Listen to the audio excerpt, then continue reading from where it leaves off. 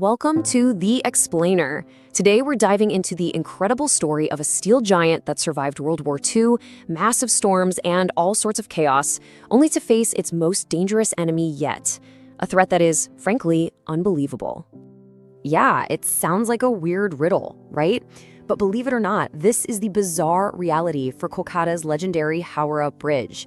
And the answer tells you everything you need to know about its amazing past and its very, very strange present. Okay, let's just pause and think about these numbers for a second.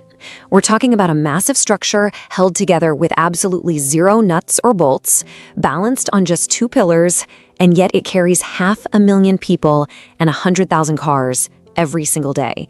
It's an absolute miracle of engineering. But, this steel giant wasn't the first bridge to span the river. Nope, the story actually starts with something way, way more fragile. A temporary fix that, let's just say, was pretty much cursed from the start. So the first attempt was this thing, a pontoon bridge.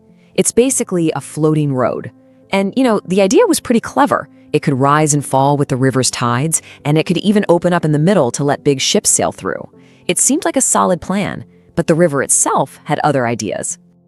And boy, was its life troubled from the get-go. I mean, look at this timeline. Before it's even finished, a huge cyclone tears through and wrecks it. Then a few months later, a steamer just plows right into it. It eventually opened, but it was already damaged goods, making it super clear that they needed something much, much stronger. Okay, so if the floating bridge was a disaster, you'd think they'd rush to build a new one, right? Well, that's where the story gets even crazier. Building its replacement was hit by pretty much every delay you can possibly imagine. Seriously, it was like the universe was conspiring against this bridge.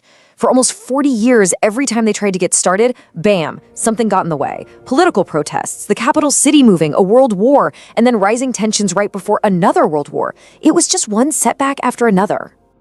So after all that, how on earth did this magnificent bridge finally get built?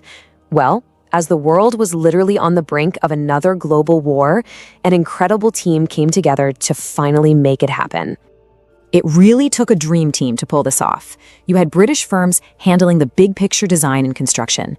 But, and this is so important, a local Indian company was in charge of all the complicated steel fabrication.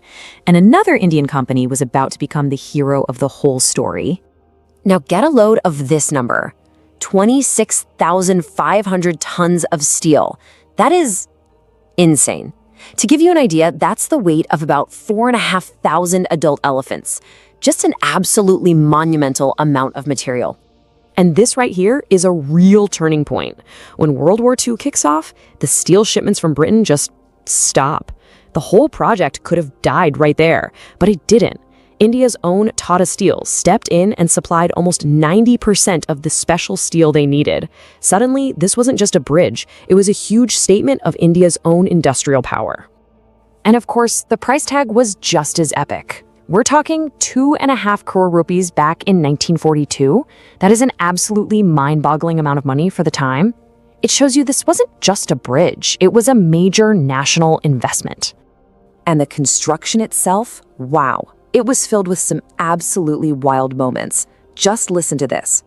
One night, a piece of the foundation sank so fast and so hard that it actually registered as an earthquake and took out a temple nearby.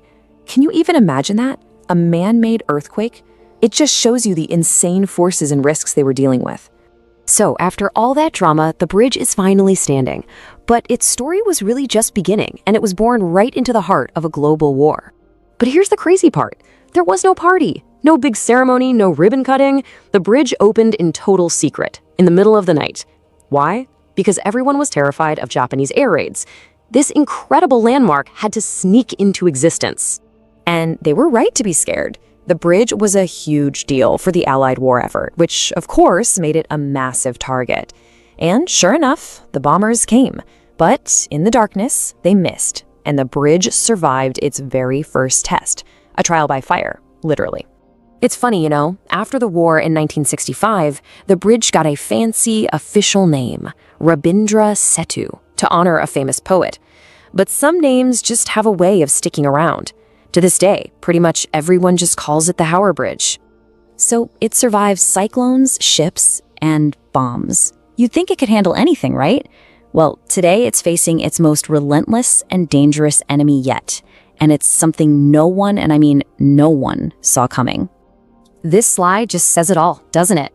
On one side, you've got these epic historical threats, World War II bombs, giant storms, and on the other side, spit, bird poop, and smog. The battle has gone from explosive and dramatic to something slow, silent, and chemical. And don't think this is just some minor issue. An inspection back in 2011 found something absolutely terrifying. The steel hangers, the very things that literally hold up the road, had lost half of their thickness. 50% of the steel was just gone, eaten away. So how is this even happening? Well, it's a chemical attack in slow motion. The lime and other stuff in the spit from pan and gudka, it creates this acid that literally eats steel for breakfast. Add in the acid from millions of bird droppings, and you've got this constant, corrosive cocktail dripping all over the bridge's bones. So what do? Well, the engineers are now literally putting armor on the bridge. They've had to wrap the bottom of the pillars in these big fiberglass shields, basically to protect the bridge from the very people who use it every day. And keeping this icon standing is a full-time war. Just look at this breakdown. A huge chunk of the work, almost 3/4 of it, is just constant cleaning and painting. It's a relentless battle just to keep ahead of the daily chemical assault. Which brings us to the big question, right? This icon was forged in steel to survive a world war. But can it survive this quiet, modern battle against chemistry and habit? It's a powerful reminder that sometimes the biggest threats to our greatest achievements are the ones we can barely